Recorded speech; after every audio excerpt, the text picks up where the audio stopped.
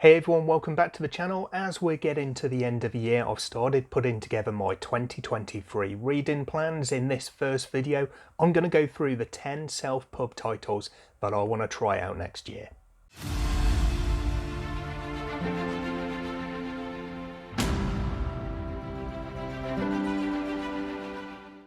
So first of all, if you know me, you know that I've really enjoyed reading self-published fantasy and a little bit of sci-fi as well over the last 12 to 18 months. And I intend for that to continue. I'm going to continue reading a lot and hopefully enjoying a lot of self-published work over the next 12 months and beyond as well. So for the first of my 2023 reading plan videos, I'm going to go through the 10 self-published titles that I want to read this year. There are a lot more than 10 that I actually do want to read, but these are the 10 that I'm specifically going to put on my goals. Now, last year I had good luck with this year I suppose actually, 2022, I had 10 self-pub titles with fewer than 100 ratings at the time of filming on Goodreads. Several of those I really enjoyed, and loads of them are now above 100 ratings as well, so other people have also been enjoying them. This year I'm not putting any stipulations on the numbers of reviews and ratings or anything along those lines, so it's just literally 10 self-pub that I've picked off the list. Now I've got 5 of these in physical form and the other 5 will be digital unless I pick them up before I get to reading them. So as I talk about them today, I'm going to alternate between physical and non-physical copies, but beyond that they'll be in no particular order other than for the physical ones, the order I've got them on the floor down the side of me here. So I'm going to start off with the physical, and the first one on my list is Moroda by L.L. McRae. This is book 1 in her World of Lunaria, and I've been waiting for this. I do have a digital copy as well, but I wanted this really nice physical copy when it was re-released because I do like the design of this one, and of course if I like the series, I want to complete the set and I want them all in the same design and with the author name as L.L. McRae rather than L.L. McNeil. So this is going to be my first taste of the World of Lunaria series, but I'm definitely looking forward to it.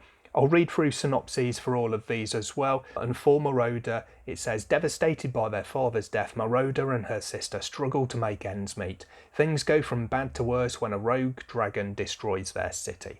Fleeing on a sky pirate's airship to escape the chaos, the sisters find themselves penned in by untrustworthy companions, a bloodthirsty warlord, and dragons on the rampage. For Moroda, who would do anything to protect her sister, nowhere is safe, not even the sky.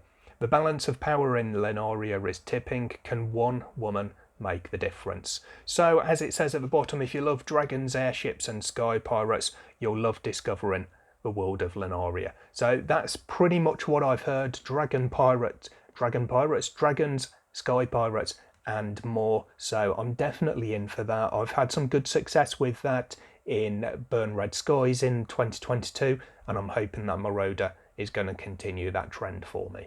The first of the digital titles that I've got queued up on my Kindle here is Wolfeater by Anthony Mitchell. This one is one that's been recommended so much, mostly by L.L. McRae actually. She absolutely loves it, and I'll probably follow her suggestion and do this one on audio. So Wolfeater, all things die eventually. Found as a child by the war-hungry tribe of the Grey Crow, Radok has forged himself a legend as the mighty Wolfeater, a warrior feared by all.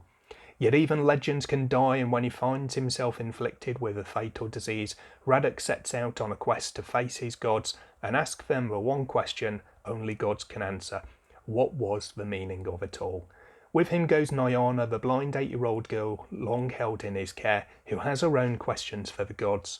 What's next? They are hunted by friends and enemies alike, some desperate to preserve the natural balance of things, others hungry for revenge. Against them are set a pack of savage cannibals, a bloodthirsty monster, and the servant of a raging god. But if the pair can do the impossible, if they can touch the black stone, it could change the destiny of their people, and with it, the fate of the world. Now, I've had this one on my list for a good long time, especially with those recommendations I've had for it. But that's actually the first time that I've read the full synopsis, so it sounds interesting to me. I'm definitely geared up for it. I'm looking forward to it, and I'll be getting into this one in 2023. Next up from my physical pile is Obsidian Awakening by Sienna Frost. Again, this is one that I've had for a good long time. I bought this when it came out because I'd seen so many pictures from the author on Twitter. If I can just get to a good one, there's such great illustrations inside. It's a piece of art the way this book has been put together. Let's find another nice one for you. So there's loads of artwork through there. You can't really see it, but the pages, they've got full colour bleeds. So I'm just showing you the pages of the book here and it's just completely white, but never mind. There are loads of pages you can see from the sides, but I've got the full colour bleeds because they've got artwork in them. So it's a really beautiful copy, and the synopsis of this one is really short and sweet as well. 7 broken heroes born on both sides of the war between an empire and a nomadic race of the desert must survive the unforgiving hands of fate and decide what they treasure more, loyalty to their lands or what they hold dearest to their hearts. So that's actually just one single sentence, but I like it because it's short and sweet. It kind of tells you enough without telling you too much.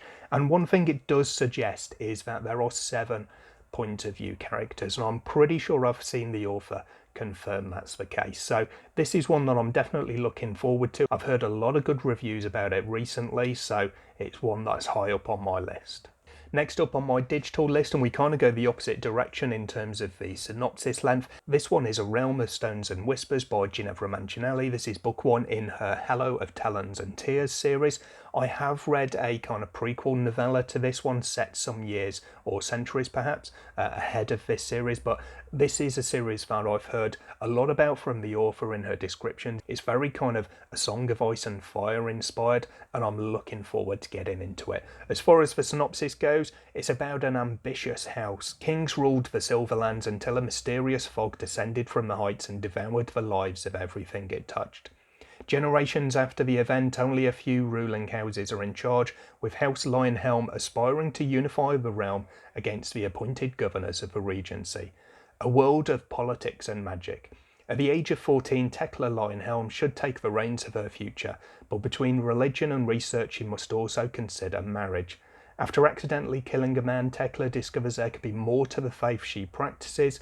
Unbeknownst to her, her brother Feliel is uncovering disturbing truths about the Regency, the king, and a missing noble family, the Rosenfields.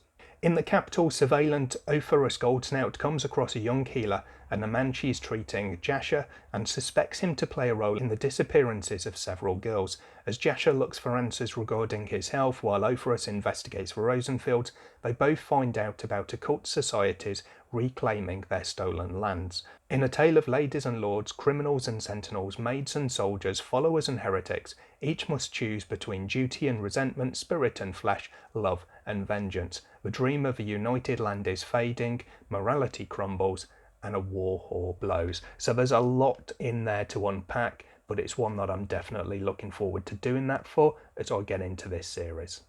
Next up from my physical collection, we have The Worthy by Anna K. Moss. This is a book that was released this year, and Anna featured in my indie showcase to talk about it, as did several of the authors actually that I'm going to feature today. So I will leave individual links to those indie showcases involving all of these authors in the description box below this video. With this one, the synopsis reads, blood is thicker than water. Tell that to Prince Barston. Betrayed and abandoned on foreign soil, his sister is intent on claiming the throne and he's intent on stealing it back. One of them might succeed if it weren't for a sacred creature infecting people with its emotions. Rage, fear, paranoia, despair. As their country collapses, the royal siblings must stay true to themselves or find out just how thick their blood really is.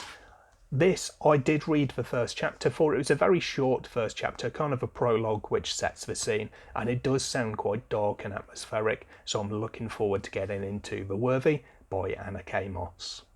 Next on my digital list, I'm going to go for another one that I've read the first chapter of. This is Iron Truth, book 1 of the Prima Terra by S.A. Folin, and this is a sci-fi. It's the only sci-fi that's on this list actually. When miners on a remote colony dig too deep, the golden age of space exploration comes to a bloody end. A corruption springs from Xanthe's alien soil, possessing every mind it touches. Embroiled in civil war, the galactic community spirals into panic, the Primateer Protectorate seizes control. In order to preserve Earth, its surface is quarantined and all further deep space colonisation is outlawed.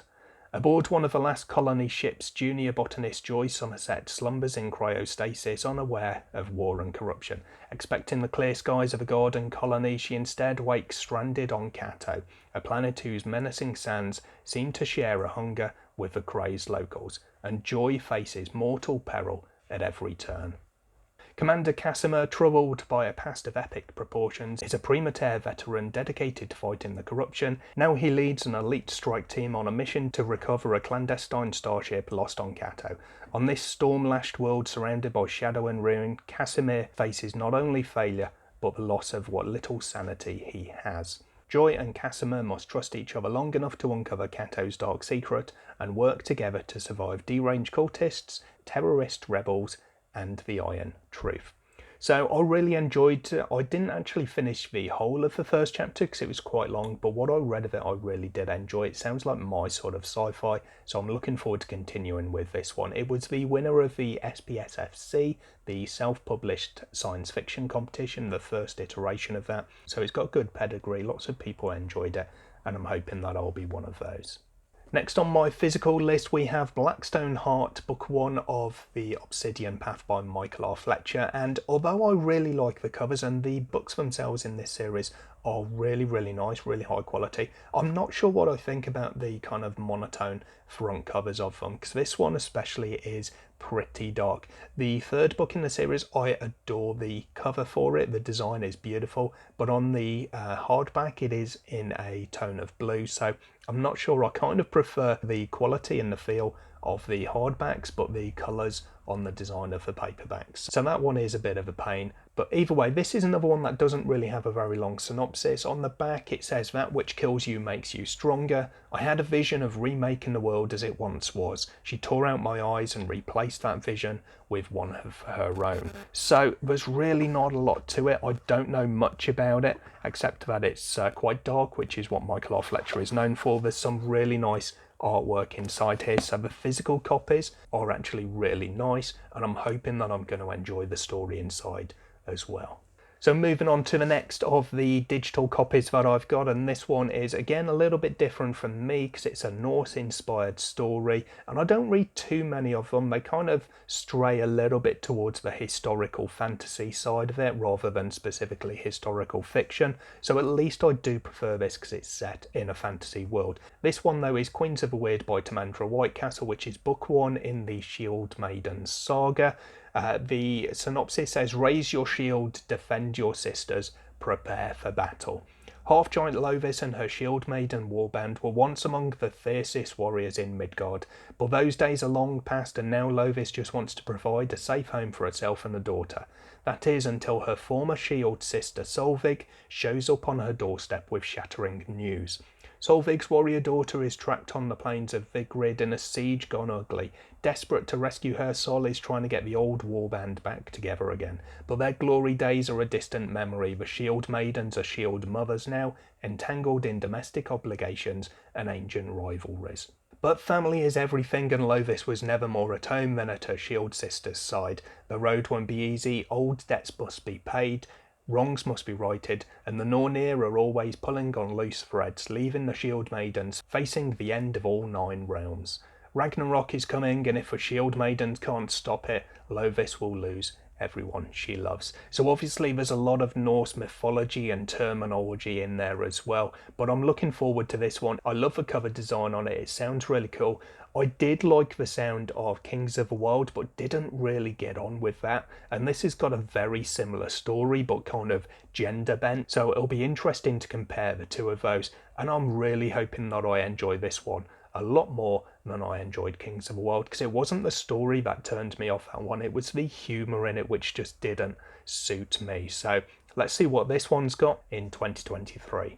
And then book 5 from my physical collection is Ascendant by Michael R. Miller. And again, this is a really beautiful hardback edition. I love the design on it, but the quality and the feel of the book is absolutely top notch, so I'm really happy about that.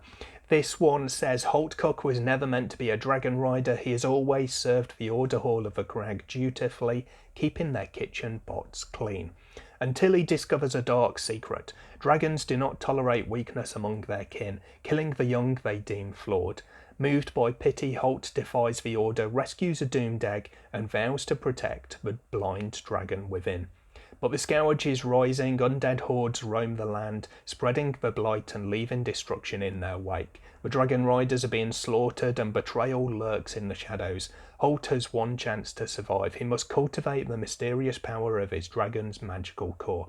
A unique energy which may tip the balance in the battles to come and prove to the world that a servant is worthy after all. So I'm looking forward to this one because it does sound really cool. I love a nice bit of dragon riding in my stories, and this is a definite twist on it with the blind dragon, but I'm interested to find out how it all pans out. Which brings me to number 5 of my digital collection, and this is number 10 on the list of books I have today. So this is An Ocean of Others, which is Sibling Sons number 1 by Joshua Scott Edwards. Survival is never easy, but it's never been harder for Grim, the last bounty hunter in Lewakin. He survived the great riot that killed Liwo by the thousands, endured the bloody chaos that ruled the city in its aftermath, and avoided the crushing fist of the agency created to quell the unrest. Rule of law returned, but following the rules doesn't put food in your belly. On a job gone wrong, Grim stumbles into a conspiracy that targets Ulcan, the head of the agency, a man who has done more to ruin Grim's life than any other. Struggling to earn honest coin, Grim plans to use the information to rise quickly through the ranks of the organisation so an empty purse never worries him again.